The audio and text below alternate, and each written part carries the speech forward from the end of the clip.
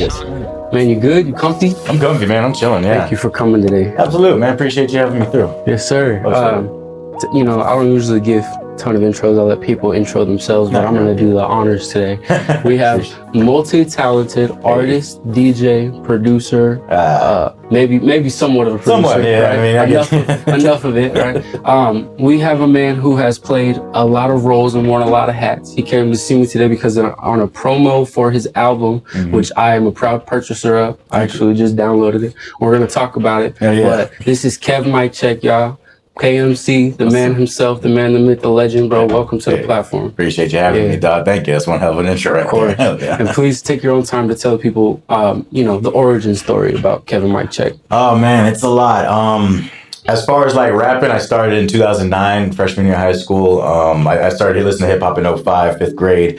And then, I was just picked up since then. From there, in class, I had my old iPod and I was thinking to myself, you know what? If the guys I'm listening to right now can do it, why can't I? Is what the thought of it, So I was listening to Snoop Dogg one day, and I was like, let me try something similar in that style, but didn't really feel. A lot of my early stuff was so cringe in the sense because I was trying to be something I wasn't, but the lyrics were dope at the end of the day, As far as my name goes and everything, I thought about K9 was one that when I was young and everything. Then KMC came along because it mixed with my name, Kevin McDonald, and stuff like that. So I figured I'd use those alliterations, but I never had an acronym to add to KMC. So I started doing stuff in Colorado, and then Kevin Mic Check came to mind because I was like, I'm always the sound guy usually. I'm the DJ. I like to do mic check, make sure the shit's working.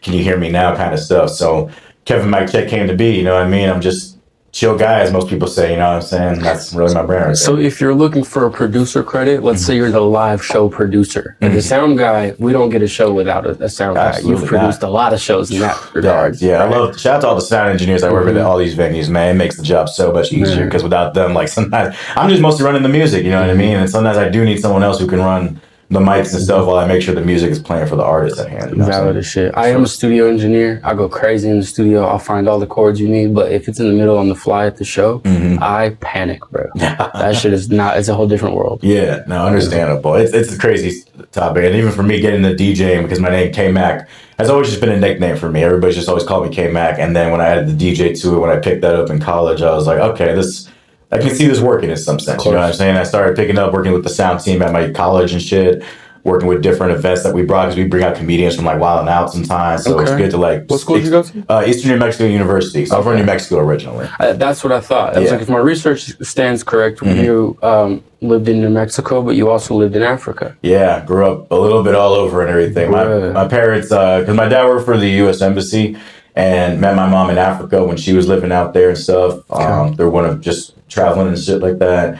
And, just been together ever since. They got together in 92, married 93, and then I was born 94. And it's just been good since then. So where in Africa? Mali is where she's from. Okay. So that's Western Africa there. You know what I mean? Right at the top up there and stuff like that. I'm sorry, you already said that. Are either of them from there? No. My dad's from New Mexico originally. Okay. Yeah. So he's from Roswell, New Mexico. My mom's from Bamako, Mali is what it's called. Okay, so she is from over there. Yeah, she's so from your over there. Dad worked on the embassy. Was he military or? No, not military. He went to school. I'm trying to remember his major was. He was something in not political science, just within State Department stuff. But he joined the Peace Corps after he graduated and stuff like that. So he got to help people overseas and everything, and he just stuck with it and stuff like that. He's a serviceman of sorts. Absolutely, yeah. Yeah, that's major. Are your parents still around? My dad passed away, unfortunately, back in 2024. God bless, man. Yeah, just the old age and dementia, unfortunately, got to him and everything. For sure. Great inspiration of me. Just taught me to always keep working, really. You know what I'm saying? You can't really live without working at the end of the day. My mom's still here. She's back in New Mexico, just chilling over there in Rio Rancho with the chihuahuas that she lives with there. Yeah, my sister as well with her husband now, newly husband and everything. Yeah, so it's good to still have the family around, stuff like that. So, dementia's crazy, bro, because people will be like, oh, well, there's worse ways to die. And I guess for the person who's dying, that might be fair. Yeah. But the people who live around the dementia, that's almost one of the worst ways to watch someone die. It's something, man. My mom would call. I'd make sure to stay in contact with her since we first found out. I think 2021 is when it started to really kick in and stuff. And then I was just staying in touch with my mom when they went back to New Mexico. and she would just tell me like she makes me strong. My mom with her African mentality, she made me strong and shit like that. You know what I mean? Sometimes she's just like, hey, sometimes it is what it is, but she still loves him. She still took care of him. Make sure to stick with him to the end. But yeah, it's a crazy thing. You know what I mean? Yeah, that's gangster, bro.